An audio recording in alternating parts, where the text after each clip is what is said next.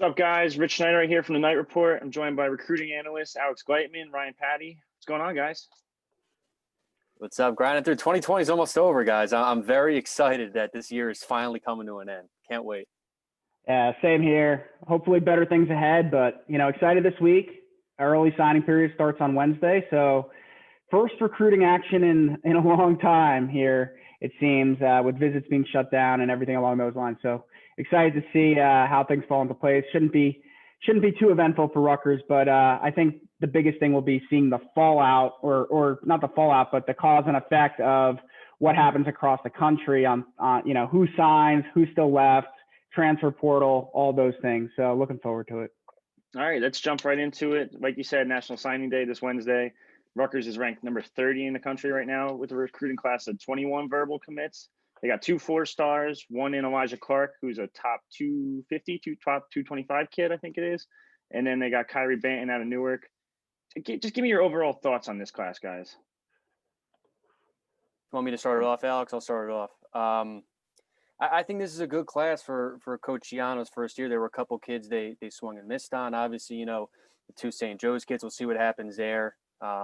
We're thinking that maybe one of the 2 could sign early, one of the 2 could not. We'll see what happens. But regardless, I don't think either ends up at Rutgers. So that's tough, because those are, when you look back a year from now, well, a year ago, I should say, those 2 were kind of the prizes of the class. You think about Augie Hoffman coming in. He was, supposed to land the 2, didn't happen, but still ended up being a pretty good class. You look at some of the kids they brought in: Jordan Thompson, Kyrie Banton, Elijah Clark, like you mentioned. Elijah Clark, and I talk about this on the board all the time, I think Elijah Clark can go on to play in the NFL. I think Kyrie Banton can as well.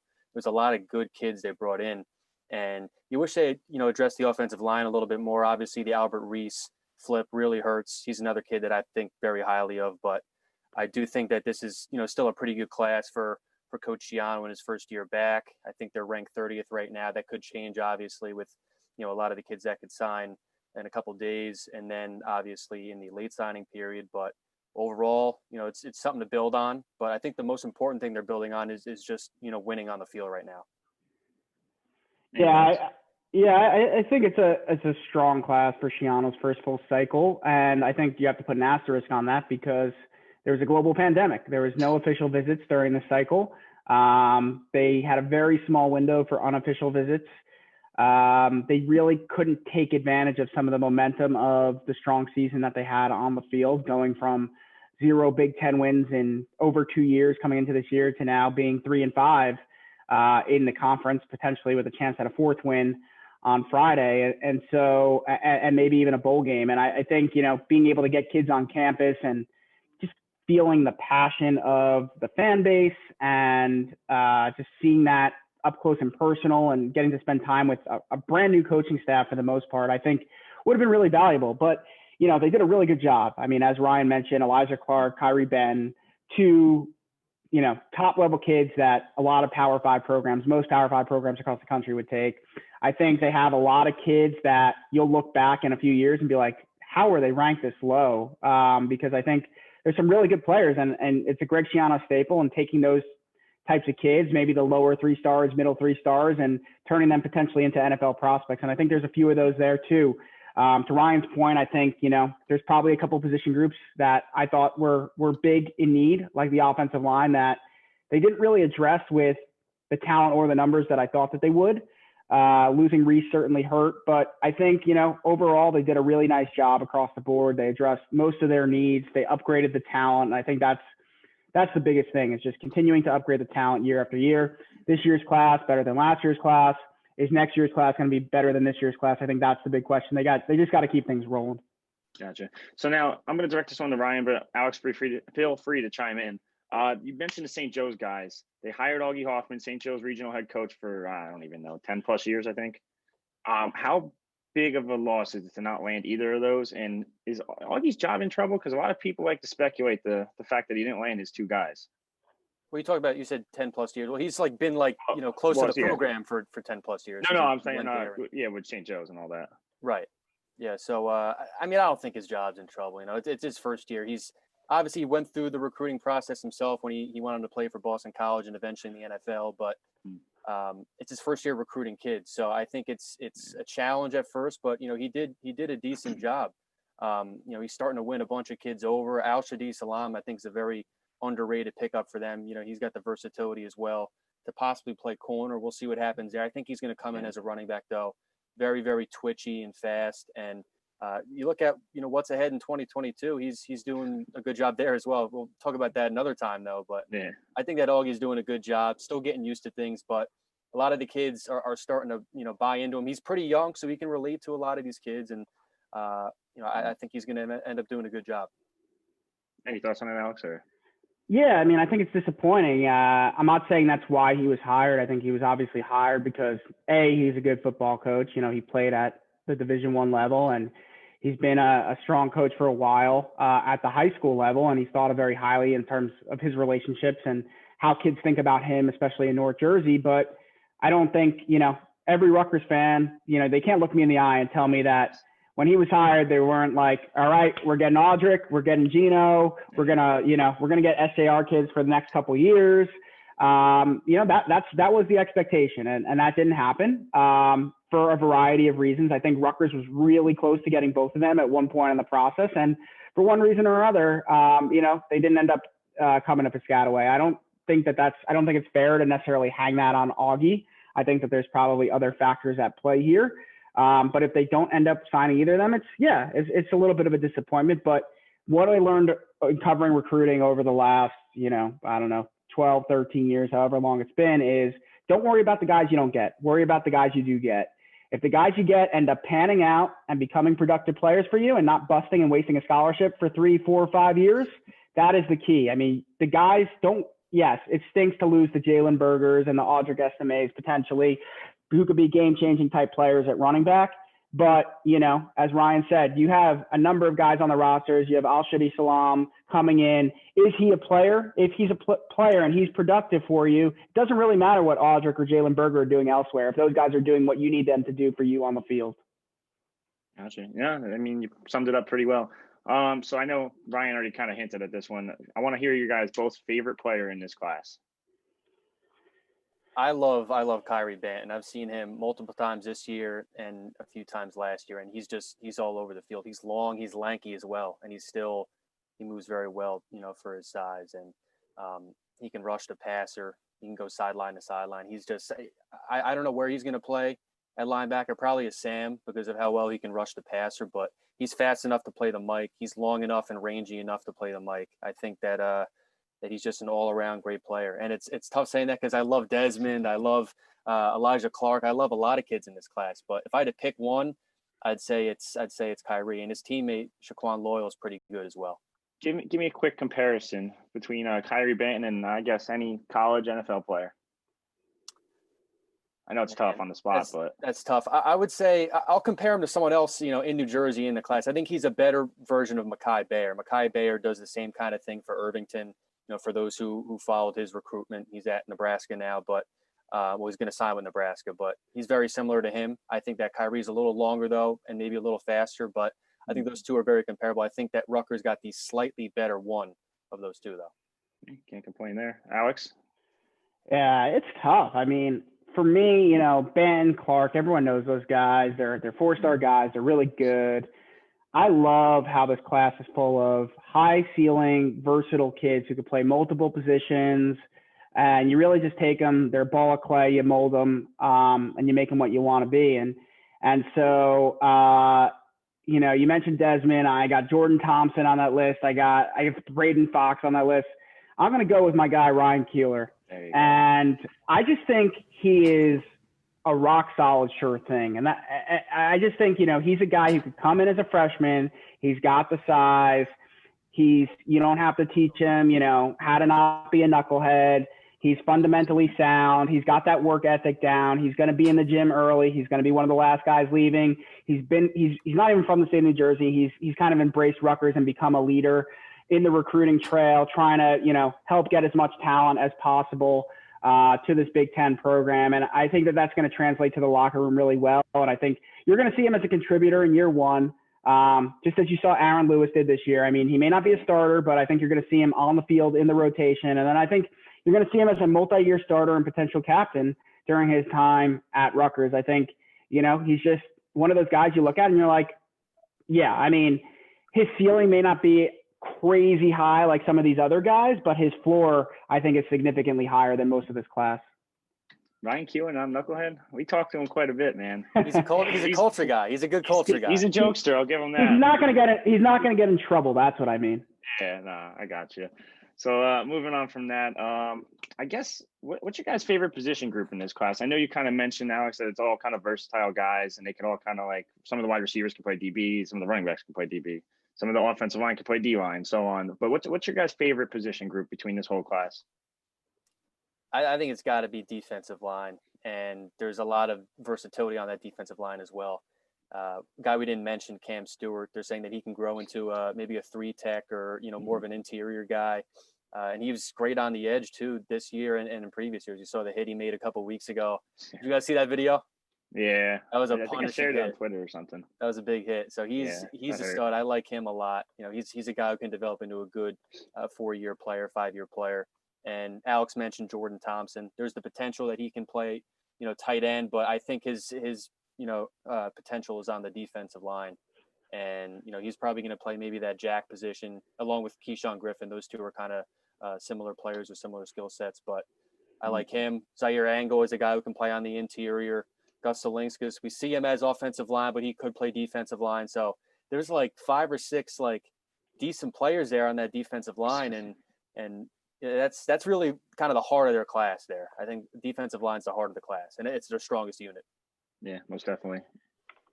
Yeah, you took my unit. That's in my superlatives that you guys will have to check out on the site.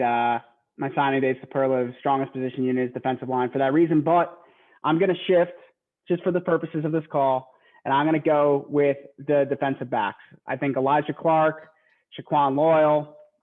I think Desmond Igbinison could be a safety, could be a linebacker. It's kind of that hybrid type of player who could come down in the box as he gets bigger. He could also cover in space. There's rumors a couple wide receivers could end up at defensive back. You got a guy like Carnell Davis who could be a defensive back. Al-Shadi Salam could be a cornerback. I think if you really wanted him to, he could be a really good slot corner. So Max Patterson, I think, has that versatility as well. So I like the defensive backs. I think there's a lot of potential there. I think there's a position of need, and I think they addressed it really, really well. But I would agree with Ryan. I'd have defensive line as the strongest group in this class. Yeah, I didn't even mention Henry Hughes, very long kid, lanky kid who can bat down passes and just get in the quarterback's face. And it's just a great unit overall. And you mentioned cornerback for Al-Shadi Salam. Like two very good positional units there in this class for sure. I mean, Jim Panigo sounds like he's going to be pretty happy over the next few years.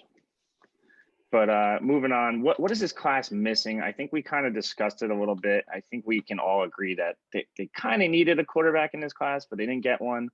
Other than, I guess you can even say quarterback, but what do you guys think this class is missing? Well, I wanted to talk about the quarterback for sure. And we've talked about it all the time, us three. And we do think that Taj Bullock should be a Rutgers Scarlet Knight. We'll see what happens. I think he's going to go on to Virginia Tech, and he's going to be a pretty good, 4-year quarterback there. I think he'll eventually play, but I think that's got to be the position that Rutgers is missing. They went after a lot of top-tier kids, the Aaron McLaughlins, the Ham Fays, Lonnie White, they were trying to recruit to play quarterback. And, I really think that Taj Bullock should have been the guy all along. And I don't think that it's really going to hurt Rutgers because they have 5 quarterbacks on Scully right now. They might look into the transfer portal. The transfer portal is nuts this year, so we'll see what happens. But free agency, it really is. It really is. But Taj Bullock, I think he's the guy that and a realistic guy as well that Rutgers definitely missing this class. Mm-hmm. Yeah, I think quarterback. I'm someone you got to take a quarterback every year. I know Vedral had 2 years, and maybe they felt, with who they had in the room and whatever, some of the younger guys and Art and him, and maybe they need to take one, or maybe they plan on getting another transfer. I mean, I hear Nick Patti, is thinking about making a move. Who knows? No, I'm just kidding. But I think quarterback is a miss. But I'm going to go with offensive tackle. I think they had something addressed with Albert Reese there. while he wasn't a plug and play type guy in year one, I think he was someone who down the road has NFL potential. He's got the size that you can't teach. He's got athleticism at that size. I mean, you see some of the offers that came in for him, Big 12, SEC, ends up going, looks like he's going to sign with Mississippi State. So I think that's a huge miss. I mean, I think Gus is an inside guy. Even if Zaire Angoy plays offensive line, he's an inside guy. Tyler Needham, I guess, could play right tackle, but I still see him probably more as an inside guy at 6'4". Kevin Toth, you know, he's got the tackle frame he could develop. He's not a surefire thing, though. I think he's far from it. So to me, not getting a Geno Vandermark or an Albert Reese, I think that's a huge miss. And so offensive tackle is somewhere where I think they either need to go out and try to figure out, is there someone out there that they can sign in this class? Do they go the JUCO route? Do they go the transfer portal route now that it looks like the rules are going to be approved for immediate transfers? I think they have to address that hard in 2022, because if you look at the class, I think that's quarterback and offensive tackle are the two areas where I don't think that, the staff was able to succeed in addressing their needs. Yeah, I agree with that. Yeah, going on. Yeah, go. Okay. Yeah, my bad. First of all, I want to shut down the rumor that Nick Patty's going anywhere. He's not going anywhere. It was a joke. It was a joke. Right. And yes, it definitely is. And he mentioned Kevin Toth. Speaking of quarterbacks, he actually played quarterback up until a couple of years ago. So you talk about development there. Kevin Toth has the frame. You know, he's able to get downfield and move guys downfield, but there's going to be a little bit of development that's needed for sure, because he's only been used to the position, for a couple of seasons now. And I agree with Alex 100%. I think that tackle's definitely, a position of need that was addressed, but not, fully. Again, Geno Vandermark could have been one of the guys. A lot of schools are recruiting him as a guard, though, but he's got the size and the ability to move and play tackle. So it's got to be quarterback and tackle, I would say. I agree with Alex fully. So now there's only 21 commits in this class. How important is it for them to hit either the JUCO route, like you said, or the transfer portal to either get a tackle, or we know they want an immediate impact offensive guard or interior lineman, and even a quarterback at this point? Like, how important is it for them to land one of these guys, and how hard is it to recruit JUCOs? Because the past 2 years, the JUCO offensive linemen that they've landed are just not panning out very well. Right. Yeah, no, I think that offensive line is definitely a necessity. Brian Felter is going to be really good, really good. But the fact that he's starting right away kind of shows you how desperate Rutgers is at the position. I mean, he came right in, and in a couple of weeks he was starting. So he's good. He's going to be the starter the rest of the way. I think he's that good. But the fact that it happened so quick is a little concerning. And Richie mentioned, a lot of kids that they recruited at the JUCO level not panning out. You could go on and on with the names over the past couple seasons. Since I've started, working for Rivals, which has been 3 years, I can give you a bunch of names. But and it's definitely a little murky right now, because we don't, a lot of coaches weren't able to watch these guys in person, or stuff like that. So it's tough, but I think you gotta bring in a name or two and see what you got, because the offensive line is definitely still the biggest concern, I would say, besides quarterback. Yeah, and adding into Brian Felter, they also just brought in Brendan Bordner from the defensive side. He's a starter at guard now. So now it's like, geez. So, I mean, Alex, how important is it for them to get interior offensive lineman? Immediate impact guy, I should say. Yeah, I don't even think it's offensive line. I think it's everywhere. I think you look at Rutgers' success this year, and it wasn't as simple as Greg Schiano comes in and changes the culture, and all of a sudden they win 3 games instead of 0 games. It wasn't that. The talent was upgraded. I mean, you talk about who they brought in on the defensive line. You talk about Brendan White. You talk about guys like Aaron Cruikshank. Noah Vedral is the starting quarterback. You could argue whether he should be or not, but he is. They have guys at key positions, that came in via the transfer portal. And that was in a year where they had to get waivers, or they had to be graduate transfers. I think you can't underestimate that being a factor, because without having really spring ball and time with these new coaches and time in this new system, I mean, you needed veterans who could come in that were talented and play right away and not have much of a learning curve. And I think that is where you're seeing a lot of the success for Rutgers, outside of some of the talented guys that they had coming back. Now, I think, you go into next year and you do have a more talented roster than you did this year, but there are places like the offensive line where the talent needs to be upgraded immediately. And yeah, you could go the JUCO route, but to me, to your point, Richie, you better be pretty darn sure that that guy can play for you, because otherwise it's just a wasted scholarship. It's hard with the level of competition that they play and all that type of stuff to really evaluate some of those guys. So you got to be really sure. I think this year with basically virtual free agency in the transfer portal, I think that is a much better route to take if you're Rutgers, is going out, seeing who's available, seeing who can help you play right away, either as a starter, immediate quality depth on the offensive line, especially, but really across your whole roster. I think it's imperative, and I think you're going to see Greg Schiano hit the wire, the transfer portal, pretty hard. Yeah, most definitely. So now let's talk a little bit about this dead period going on. We know it's going till April right now. How much of an effect did it have on this 2021 class? Because Rutgers was able to keep quite a few local guys home. I think you could credit the pandemic or a dead period a little bit. And then on top of that, how much is it affecting the 2022 class as well? 2021, it definitely impacted it a little, but it's a little weird because I'm not seeing as many flips as I thought I would. You're seeing some, now that signing day is here, but you see that every year, but you're not seeing as many flips because, the kids weren't able to visit. They're kind of, there's nothing to really change. Oh, let me flip from one unknown to another unknown. Like there's nothing really changing there, but it impacted them maybe a little bit. But 2022, I feel awful for the kids. I really do. And you just hope that something could happen in the spring where visits are able to happen, or at least, coaches are able to come see the kids. Or there's got to be some kind of middle ground. But, right now it looks like there won't be because of just, everything that could possibly happen. But it's really a shame for the 2022 class. But 21, kids have found their homes for now, and it seems good. But I just feel really bad for 2022 kids. Yeah, I think both of them. It's probably going to be worse for 2022s because they had no runway. 2021s, at least, I would say, going into their junior year, got to go to camps, got to be evaluated as a junior. They basically put their names on a school's big board, right? Where 2021 lost out is there's a lot of kids that earn offers by going to camps heading into their senior year, or being evaluated heading into their senior year. A lot of kids got their seasons taken away. And I think both for the kid and the school, that's hard because, then the coaches are going to have to kind of roll the dice a little bit on a lot of these kids, not having seen them live, or some kids who maybe wouldn't be discovered or would be discovered, maybe aren't being discovered and are going, if they're, Power 5 kids that weren't seen, maybe they're now, Group of 5 kids. If they were Group of 5, maybe they're FCS kids. If they're FCS kids, maybe they're D2 kids. So I do feel for the 2021 class, but I agree with Ryan. It's a lot worse for 2022.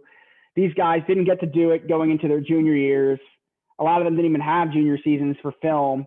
And now going into their senior years, they may not be able to do it too. It's bad. It's bad. I hope they open things up, make it as safe as you possibly can, but then let, the kids and the coaches, figure out, do you want to take this risk, and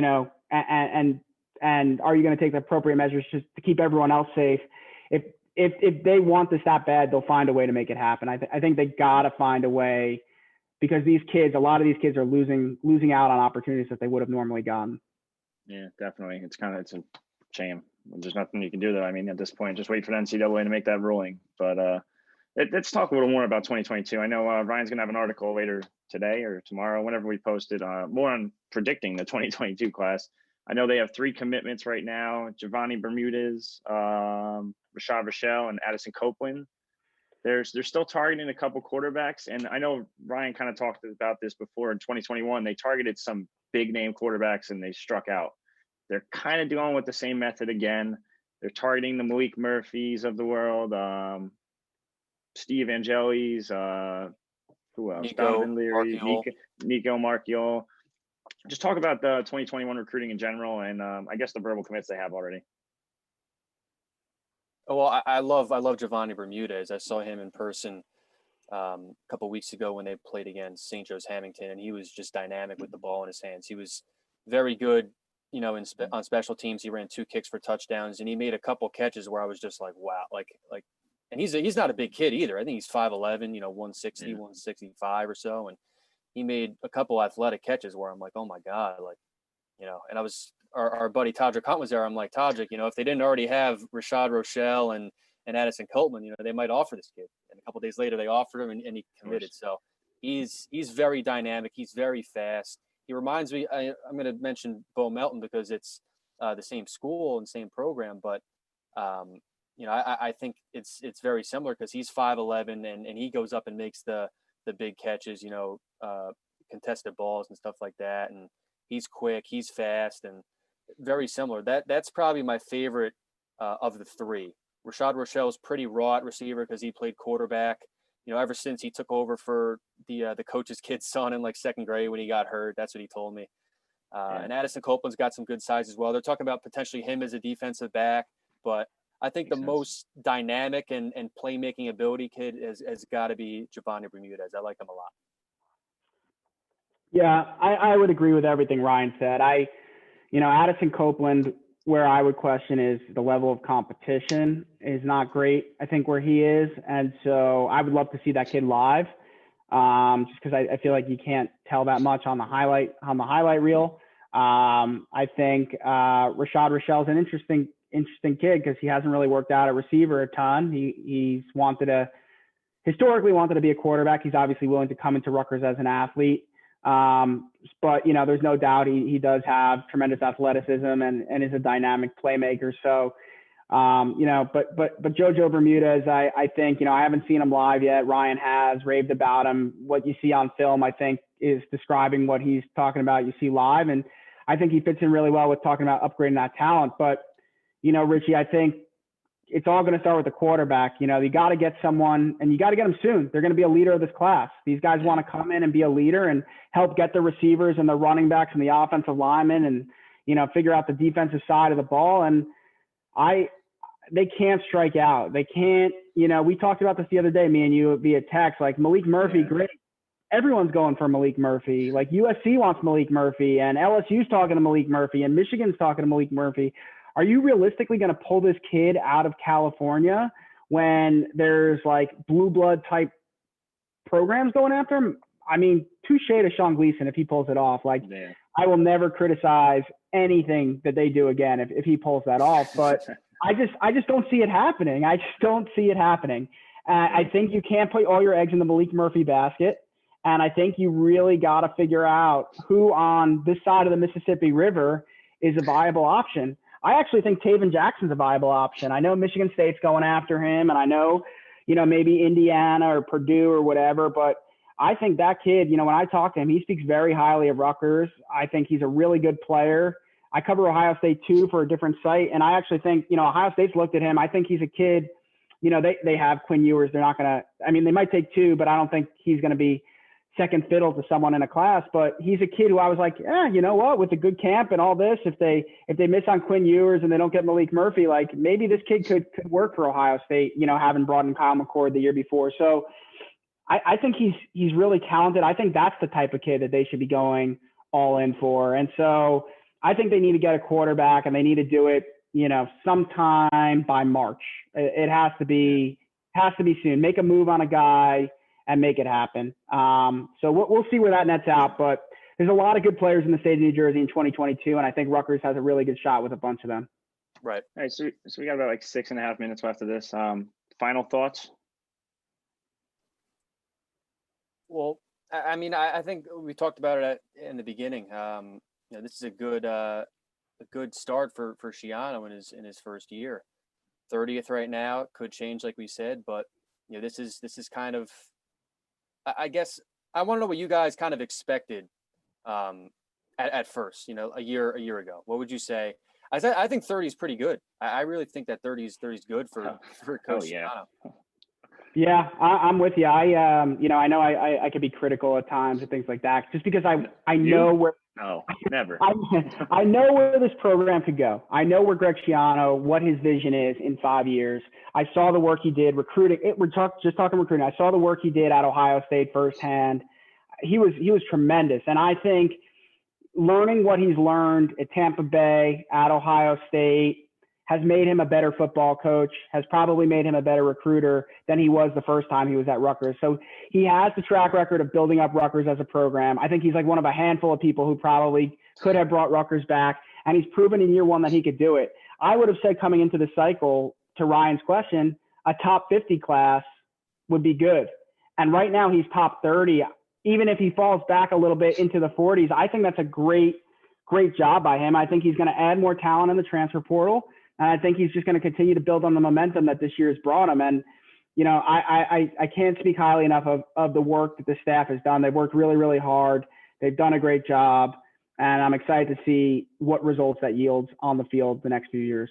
Right. And you talked about the job that Schiano's done since, you know, having the job with the Bucks and Ohio State. And there was a post on the board recently talking about that, kind of what we thought. And I agree. I think he's always been like charismatic. He's always been, you know, a very good people's person, but it's definitely helped him on the recruiting trail for sure, because, you know, this program was nothing a year ago, absolutely nothing. And, you know, you think about when he first came in, he flipped Tyrene Powell. He brought in Wes Bailey, a couple promising kids, and, you know, that's pretty much doubled in this class. So he's just done a really good job, and he's definitely learned. That's the biggest thing. And 30 is very good, even if he falls back. Yeah, I think based on what Alex just said, like I don't think I saw them anywhere from like 45 to 55 area coming into this year, and now they're top 30. I think it's incredible. And I think it's even more incredible that a lot of people don't talk about the job he's done of keeping these kids committed. I know Elijah Clark had plenty of suitors after him, even after he committed. I know his teammate Deuce Chestnut was definitely in his ear about Syracuse a little bit. Ryan Keeler had Michigan, Texas Tech after him nonstop. Tyree Banton. Salam Banton got a couple offers too. Salam got Michigan and a couple other Power Fives. I can't remember exactly who, but just to keep these kids committed after everything, and then to have the season that you're having right now, potentially 4 wins, the most ever in Big Ten history for Rutgers, is impressive. But yeah, I guess if you guys anything else to chime in about, or are we good? I'm good. I got nothing else. Just want to say That's again, it. Nick Patty's not going anywhere. He's not. Yeah. PSA, Nick Patty, staying at Pitt. Yep. Wait till next week when the season's over.